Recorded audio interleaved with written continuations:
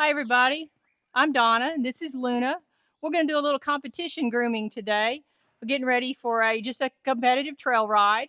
So very lenient requirements, which is what I like. I don't like to do any extra removal of whiskers or ear hair or anything like that. So this is going to demonstrate how we would get ready for a competitive trail ride. I'm going to go ahead and clip her bridle path, and that's for comfort.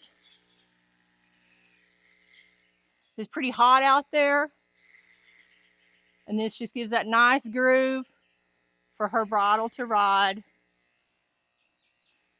Keeps her nice and comfy. And just as simple as that. And then I'm going to come around and do just a running braid on her mane.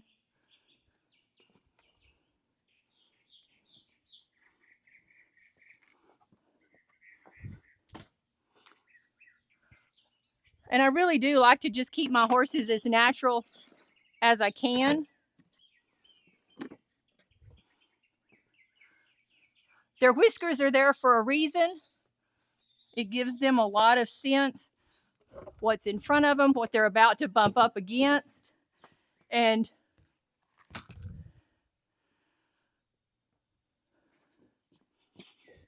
their ear hair is there for a reason as well. I'm sorry, I'm scrounging for rubber bands. Here we go. And they need that protection. We have a lot of ticks here. That ear hair helps keep the ticks out, and those whiskers help them know where they are in time. So we'll get set up here. We'll see if she can hold her own brush in case I need it. And I'm just going to do a simple running braid on her today.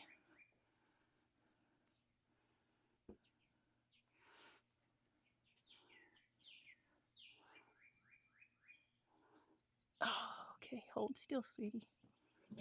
There you go.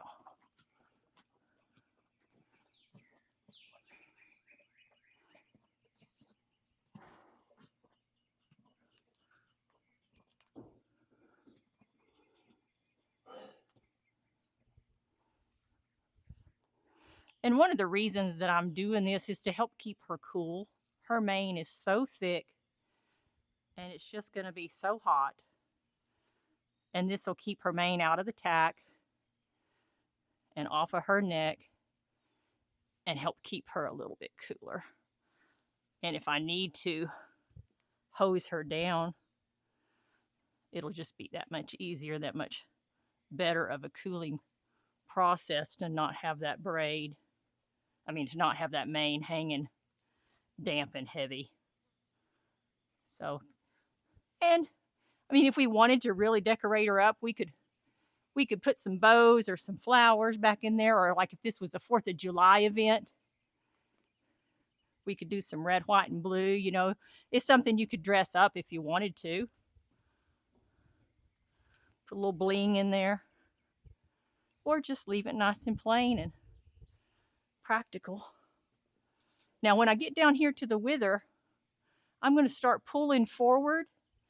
And the reason for that is I don't want to bind her up any. I want to leave her all that movement that I can. So even like those last ones, I'm not going to include those.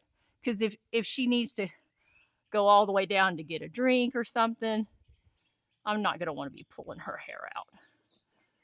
So I'm just braiding all the way down. I've got the bands ready on my finger. And so we'll just go ahead and band that up. Just like that. And then we'll go do her tail.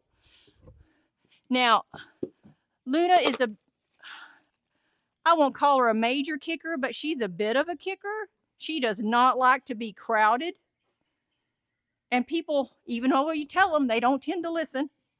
So we're going to put a red ribbon, let me grab that, in her tail. And that's a courtesy to others so that they know and so that they won't crowd up on her.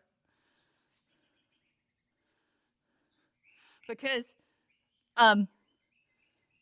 this competitive trail ride, it's about 6 miles and there's obstacles on the way at different intervals throughout the ride. And sometimes you might have multiple horses waiting on an obstacle at the same time. So this is just a heads up, like, hey, don't crowd the back end of my horse. She's been known to kick here and there. So I'm just going to braid this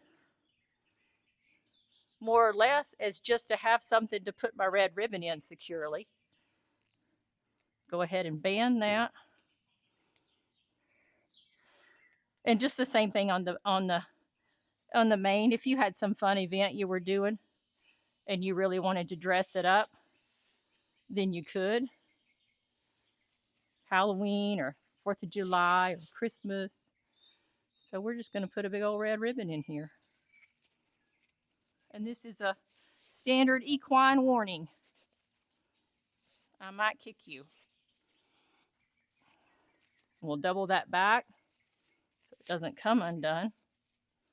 All right. So that's her sign to everybody. Now for a little extra flash, let's go ahead and darken these feet up, make her look a little extra spiffy. To get her to put weight on that, if I pull on her tail a little bit, see how she just weighted that? Now she may come back off of it, but that's a little handy trick to know if you need your horse to go ahead and weight a leg that they're not. Now when you're putting this on, you want to do so over dry feet. Like if you've just given your horse a bath, it's probably not the best time. So you want to wait until their hooves are dry. And then if you need it back off, liniment, just your regular old, I don't know if it's Farnham or what brand it is. I'll go ahead and do this other back one. But your regular liniment will help take this back off the hoof. But this just adds a little extra dressing. It's not needed for the competition. But if we're going, let's go with some style. All right, that's those back feet. I won't do the front for this, but just you want to do a very thorough groom of your horse, of course. And then one last thing that I want to add for comfort. My mares get so itchy up between their udders. And so I'm always checking to make sure I keep them clean. We're going to be out there on that hot course. And I want them to be comfortable.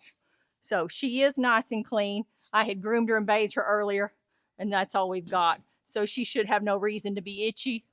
Now, when you're riding, you don't want to have any of that extra shine or polish put where your saddle is. You can put it elsewhere, but don't put it where your saddle goes because you want everything to stay in place real well. So let's just bring Luna around here so she can tell you guys thanks for watching. And I've got a hidden treat. All right. Thanks for watching, guys. And Luna's always such a good model. Thanks, girl.